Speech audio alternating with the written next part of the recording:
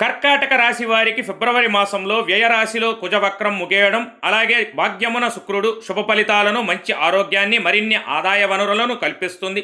యోగ రూపమున ధనప్రాప్తి కలదు. 10 మందిలో మంచి గుర్తింపు, గౌరవం, విలువైన వస్తువులను సేకరిస్తారు. గృహ సంబంధ రుణములను తీరుస్తారు. ఇంటికి కావాల్సిన వస్తువులు కొంటారు. రియల్ ఎస్టేట్ పెట్టుబడులకు సరైన సమయం. స్నేహితుల మద్దతు లభించును. దూర ప్రాంతాలకు ప్రయాణం చేయవలసి వస్తుంది. ఇంటా బయట మీ బాధ్యతలు పెరుగుతాయి. అవివాహితులకు వివాహం అయ్యే అవకాశం కలదు. వివాహాది శుభకార్యములకు హాజరగుట, స్థాన మార్పులు, గృహ మార్పులు తప్పవు.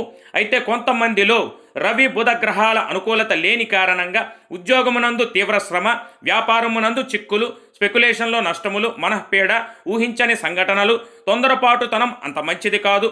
ఆరోగ్యరీత్యా శిరో నేత్రపీడలు కలదు. కనుక హనుమాన్ చాలీసా పఠించుట, శ్రీ ఆంజనేయ స్వామి ఆలయ సందర్శన మీకు సర్వదా శ్రేయస్కరం, శుభప్రదం.